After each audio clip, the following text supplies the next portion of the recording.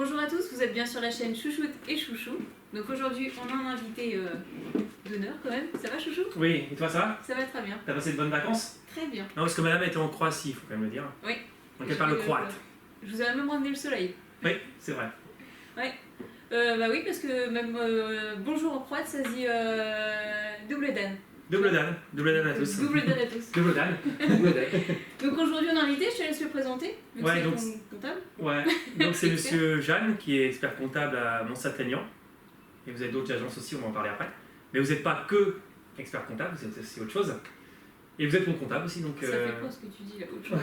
Non, et c'est vrai qu'un comptable, pour une société, c'est très important. Parce que si on n'a pas confiance en son comptable, c'est pas facile. Et les experts comptables où? À Mont-Saint-Aignan, ouais. Oui, mais c'est quoi? C'est quoi? Bah, le nom de l'agence. Ah, c'est Jeanne et Associés. Voilà. C'est ça. Voilà. Et en tout cas, vous êtes un super comptable, donc pour ça que je voulais qu'on vous présente. Et aussi, on va en parler aussi, vous avez aussi fait un don à l'association des messagers, donc c'est pour ça qu'on est là. Un grand merci d'ailleurs. Ouais. Parce que tu me l'as dit d'ailleurs en plus. Ouais, tout à fait. Et du coup, vous faites ça depuis combien de temps, ce métier-là? Alors ça fait, si je prends mon expérience salariée, ça va bientôt faire 15 ans, presque 20 ans, ça avance vite. Et sinon, je me suis installé il y a 7 ans, comme on dit ex nihilo, c'est-à-dire en partant de zéro. Donc en 7 ans, on a réussi à développer une force de frappe de 20 collaborateurs, entre 5 et 600 clients. Et effectivement, on essaie de donner le meilleur pour que nos clients réalisent leur projet professionnel le mieux possible. Si vous en avez autant, à mon avis, c'est que ça marche quand même plutôt pas mal.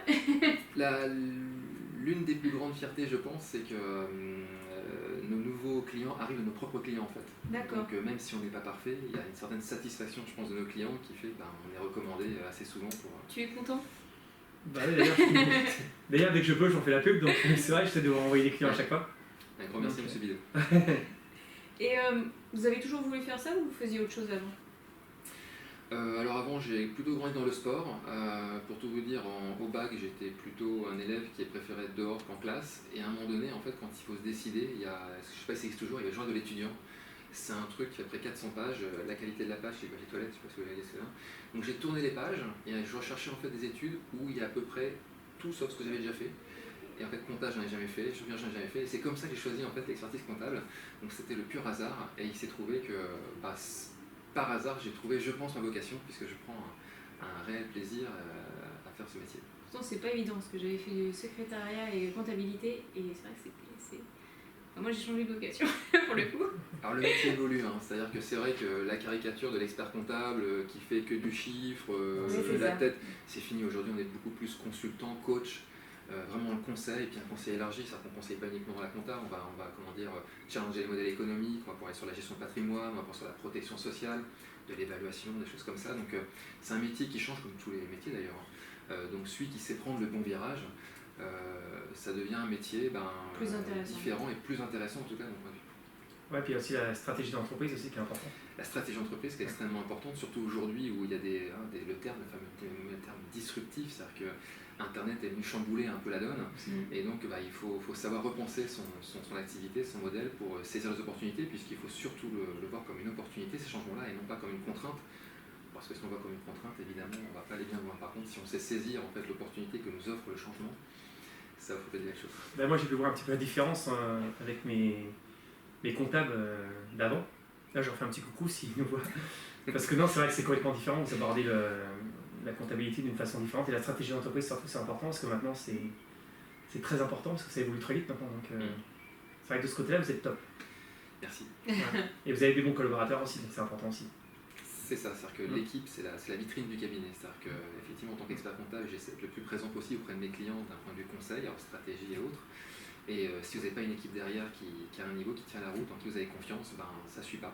Donc effectivement, c'est vraiment une équipe l'expertise comptable. Il faut que tout le monde soit là. Ah ouais, c'est une équipe de rugby. Et dès qu'on appelle au téléphone, il y a toujours quelqu'un qui nous répond, on a le renseignement dans la journée, donc c'est important. Donc là, je vous conseille, si vous cherchez un bon expert comptable, au moins de venir vous rencontrer après. Voilà, ça ne coûte rien.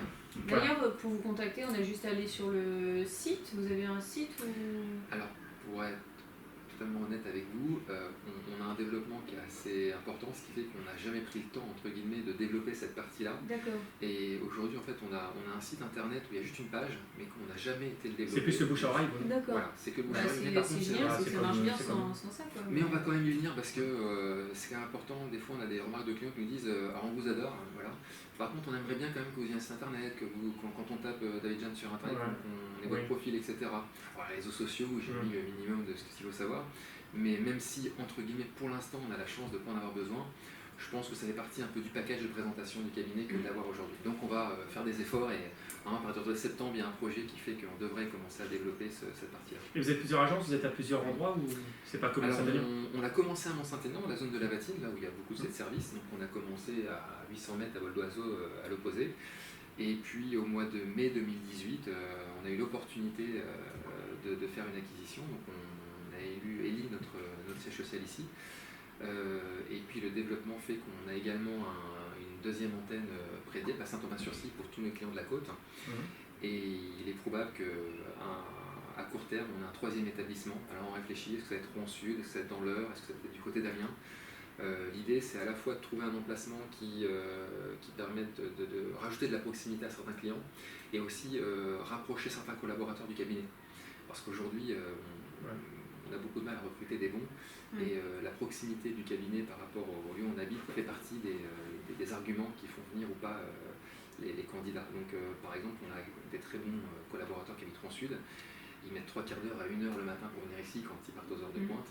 Si on pouvait avoir un établissement là-bas, par exemple, ils mettraient 10 minutes. Et forcément, ça joue dans la fidélité du collaborateur d'améliorer son quotidien. Vous avez quand même de beaux projets, du coup. Oui, il y a beaucoup de projets, effectivement. Et c'est pas indiscret, vous avez quel âge? C'est pas indiscret, j'ai pris 41 ans au mois de mars. Voilà. Bon, ça va. D'accord, donc vous avez commencé vers les 35 ans.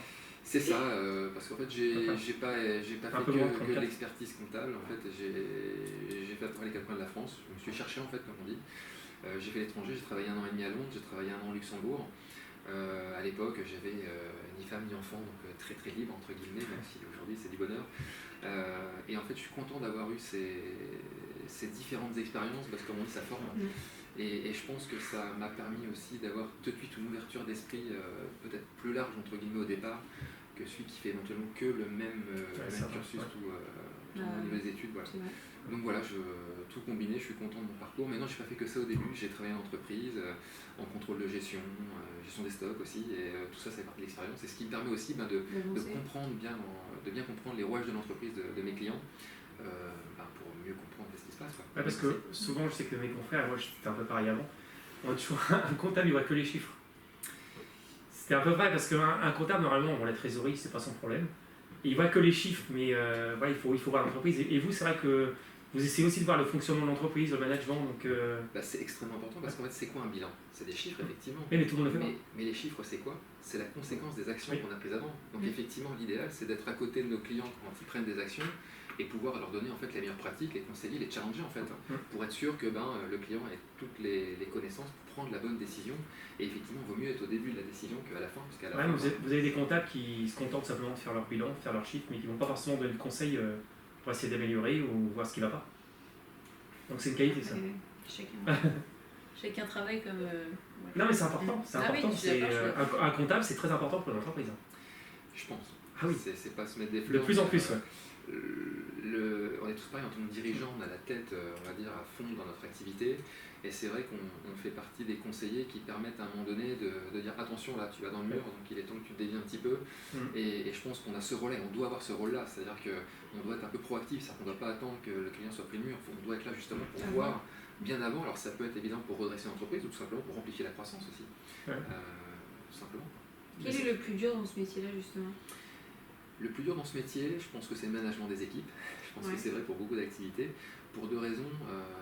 D'abord parce que le management, c'est pas une science exacte. Vous pouvez dire la même phrase à 5 personnes différentes. Ces 5 personnes différentes, on va comprendre différemment cette phrase.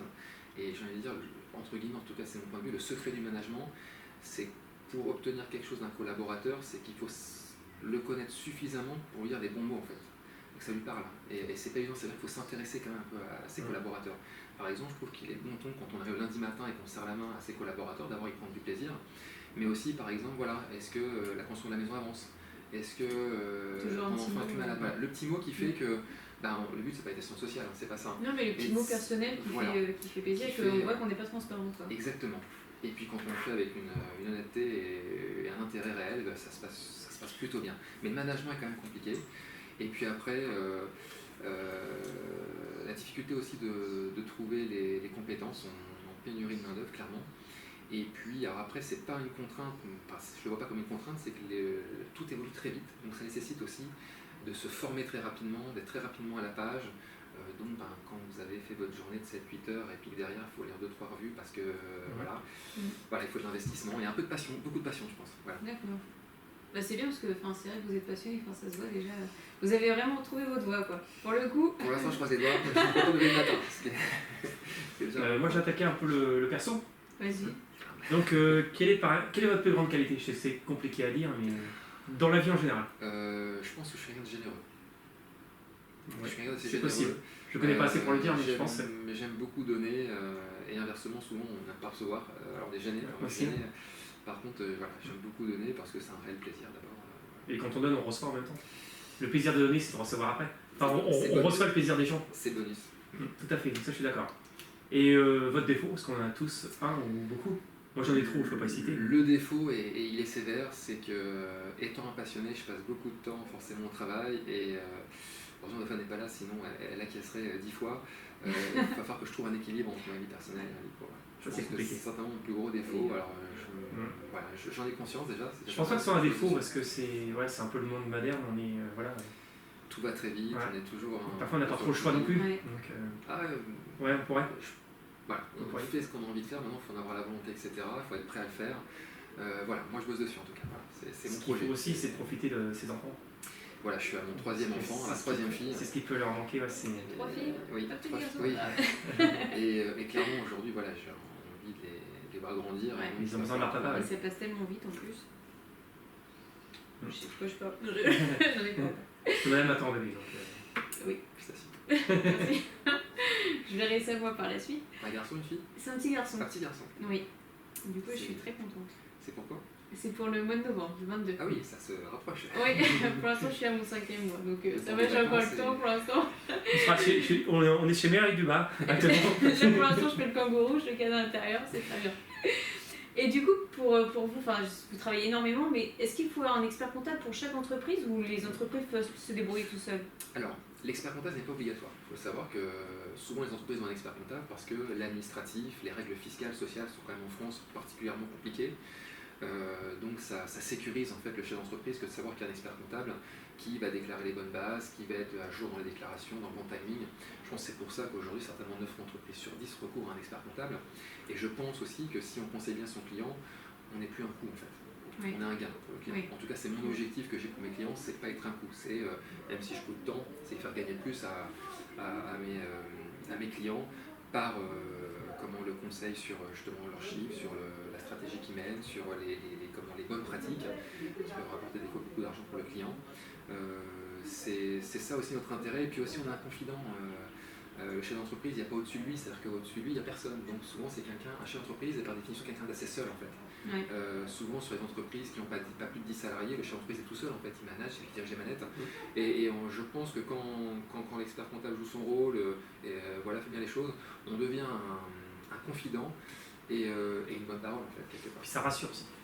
Il y a un côté rassurant. C'est pour ça que t'aimes bien venir ici. Vraiment, je suis impressionnant. T'as bien parlé. Si je viens 2 fois par an, je crois que c'est tout. Donc, vous voyez pas souvent. Avant, je venais souvent, maintenant c'est vous qui venez plus. Bah, c'est vrai que j'ai pas trop besoin, donc ça se passe bien et que le collaborateur, à chaque fois, il répond au téléphone. Donc, Non, puis faire en fonction de vous par téléphone, par mail, ça permet d'avoir un peu plus de réactivité. ouais. Mais du coup, le numéro à joindre, est-ce que vous le connaissez? Enfin, même pour vous, savoir si, si les personnes ont justement des questions ou veulent passer par vous ou... Alors avec grand plaisir, je vais même vous donner mon numéro de portable professionnel, comme ça... Alors, mesdames, si vous voulez le numéro de portable de M. Chan, Dites-le doucement pour ceux qui ont plus de... Alors le numéro du loto gagnant, c'est le 06 89 84 31 86. voilà. Prenez Et note. si vous voulez taper sur les pages jaunes, voilà, c'est Jeanne et associé, donc vous avez le petit logo qui est ici, donc ça c'est Même facile sur à trouver. internet, parce que page jaune, peut-être un petit peu à l'ancienne. Regardez sur internet tout simplement. Ah, c'est page jaune aussi, hein, Oui, mais bon, page Ah bah. jaune, les jeunes c'est internet. Je dis internet. Est-ce que tu as une petite Bon. question?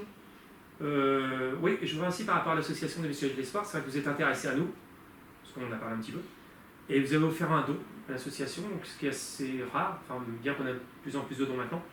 Voilà, spontanément, vous avez dit tiens, moi si je peux, je vais vous offrir un don, et vous voulez vous remercier beaucoup, parce que ça va servir à nos enfants. Et donc on voulait vraiment vous citer, on voulait aussi faire cette petite interview aussi pour en parler, vous faire connaître un petit peu, parce que c'est vrai que c'est généreux, donc là on vient au mot généreux. Et donc, au nom des enfants, de toute l'association, je voulais vous remercier. C'est moi qui vous remercie pour tout ce que vous faites. Le plus grand merci est pour vous. Et on espère vous accueillir à une prochaine manifestation, d'ailleurs. Avec grand plaisir. Je sais que le temps est compté, mais... Avec grand plaisir. Vous êtes sportif? Alors, comme je disais, j'ai grandi dans le sport. Le travail fait que, voilà, il faut trouver aussi une partie pour le sport. Mais oui, je suis en train de me corriger. Donc, entre le tennis, la course à pied, le paddle. Alors, le tennis paddle, Le tennis, ça m'intéresse. C'est vrai? Ah bah écoutez, avec grand plaisir. Vous êtes classé, non? Je vais vous laisser. J'ai été classé, mais quand on fait plus de tournois, bah forcément on perd le classement. Le classement, ça veut rien dire, c'est vrai. Mais avec grand plaisir. Si, vous êtes plutôt lifter tapé à plat? J'étais plutôt cogneur en fait, un bon Donc à plat. défoulement. C'est à plat, ouais, un peu du... Ça isolé ou plutôt fond de court? J'étais plutôt fond de court. Fond de court, ouais. Pas à l'aide d'air quoi. Un expert, attention. C'est vrai. Ça rigole pas. Bah, j'ai joué au tennis pendant 15 ans, 16 ans. Ouais, je faisais que ça, donc c'est ma grande passion. Ouais. C'était ta vie plutôt. Parce que je trouve que le tennis, c'est très physique, contrairement à ce qu'on peut penser. Ah oui, bien sûr. Et je dirais que c'est 50% du mental aussi. Ah c'est... oui, au moins. Ouais, et la concentration. Je veux dire, ben ouais, peut-être même plus, peut-être 70% du mental, je dirais. Et c'est très tactique. C'est très Il faut s'adapter aux choses. Ouais. D'ailleurs, on assimile souvent l'état d'esprit du tennis à l'état d'esprit du golf, c'est-à-dire la de concentration. Ouais. On dit souvent que des bons golfeurs sont bons au tennis et inversement. Souvent, ouais. Souvent, J'ai pas comparé, mais... les tennisman en fin de carrière, souvent, vont vers le golf. Et c'est vrai qu'il faut être très concentré. Oui. Et c'est un très bon sport, je trouve, mais très, très compliqué. C'est technique, et contrairement à ce qu'on pourrait croire, c'est pas juste taper dans la balle, il faut avoir un plan de jeu en fait. Quand on joue au tennis, il y a un plan de jeu, quand on serre à droite ou à gauche, c'est parce qu'il y a une réelle intention derrière. Et puis il faut toujours anticiper. Oui. Il faut prendre la balle très tôt finalement. Comme la moto. Ouais. Ouais, c'est ça. Non, c'est un très bon sport. On pose la petite dernière question? Vas-y, je t'en prie. Je t'en prie. À toi l'honneur. Merci. Est-ce que sur toutes les questions qu'on a posées, il n'y en a pas une que vous auriez aimé qu'on vous pose et qu'on vous a pas posée? C'est chaud, mais je vais dire. Elle arrive à le dire, c'est bon. Ou vous voulez rajouter un petit mot de fin, tout simplement, comme vous le souhaitez. Que vous dire que je prends un réel plaisir à exercer ce métier, qu'on a plein d'ambitions à la fois pour le cabinet et nos clients, et on se démène tous les jours pour ça, et que comptez sur moi également pour poursuivre mon don pour votre association que je trouve génial, tout simplement. Voilà. Merci beaucoup. Félicitations à vous deux. Et toute l'équipe qui est derrière. Il y a une sacrée équipe derrière. Bravo. En tout cas, nous, on voulait vous remercier de nous recevoir. Ça nous fait énormément plaisir. Ça fait longtemps qu'on en parle. Il fallait juste trouver un petit moment pour venir. venir. Et c'est avec joie qu'on le recevra aussi, nous, dans l'association. Oui. Si un jour vous voulez venir ou avec vos fils, ils veulent venir. Oui, bah oui. Avec la femme aussi, tout le monde. Ouais, bien sûr, toute la famille. Je sais que c'est compliqué, mais on essaie de vous donner le programme. On essaie de se caler, soit une soirée. Oui, surtout que la dernière fois, j'ai failli venir, j'ai pas pu pouvoir, mais la prochaine fois, je bloque. On va vous donner les dates. En avance et je bloque. Je suis en rouge. Ouais. Et puis, n'oubliez pas de prendre un peu de temps pour votre famille aussi, c'est important. Oui. Voilà, donc, si votre femme revoit la vidéo, si elle nous écoute, il faut noter. Je pense qu'on va vous filer la vidéo, je pense après. Donc... regardera sur YouTube. Ouais, tout à fait. En tout cas, un grand merci. Merci beaucoup, c'est très gentil. Bonne continuation, puis bonne réussite aussi pour tous vos projets à venir. Merci. Il ne faut pas en douter. Ok, à bientôt. À bientôt. Au revoir. À bientôt.